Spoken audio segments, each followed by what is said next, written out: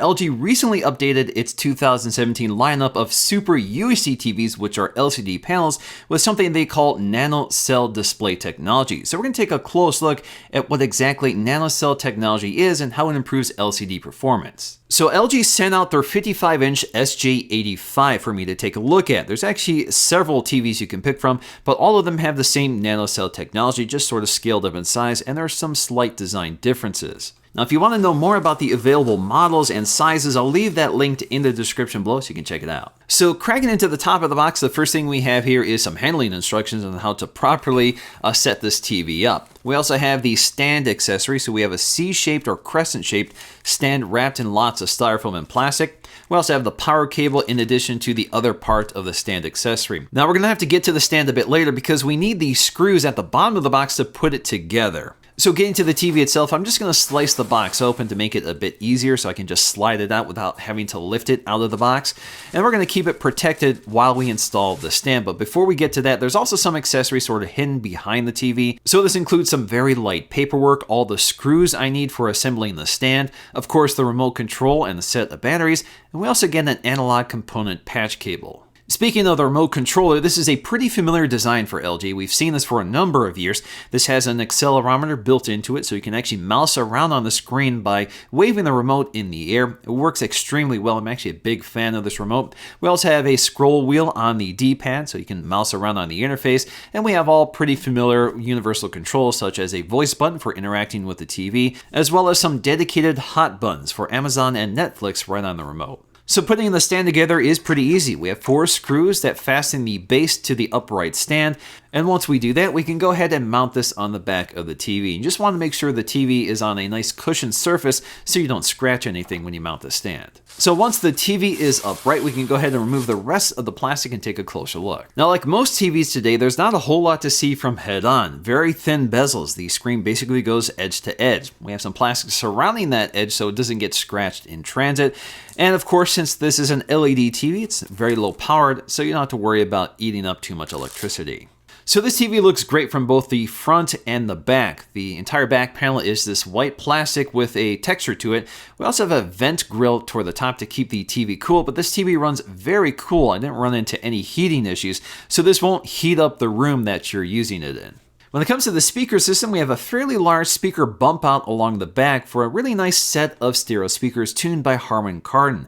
Now they are down facing, so they have a nice immersive soundscape. So although they won't replace a soundbar, it's able to fill up a room with a nice immersive sound without distortion. When it comes to ports, we have rear-facing and side-facing. So we have 2 HDMI and 2 USB ports facing the back. We also have our AV in for the patch cable. We also have optical audio output for connecting to a soundbar or AV receiver. We also get a LAN port for connecting this directly to the internet, but of course we also have Wi-Fi built in. Toward the side, we get a 3rd USB connector and 2 more HDMI ports. So like most TVs today, we get a very thin bezel, so the TV is basically all screen on the front. We have an LG logo toward the bottom, which is illuminated with an LED light, which you can turn off if you prefer.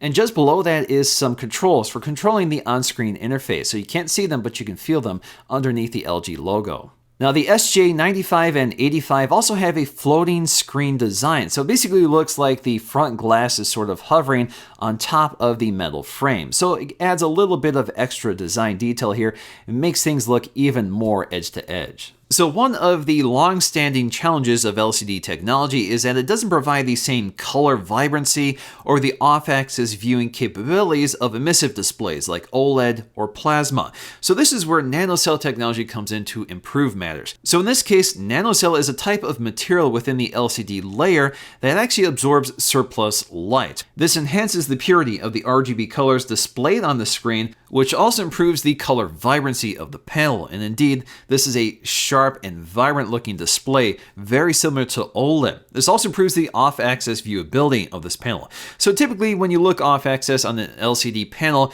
you'll see the color gamut drop off. So it looks like things sort of wash out. But with Nano Cell, this is able to preserve the color gamut up to 60 degrees from 0. So you see 100% of the color gamut within 60 degrees, so there is no distortion.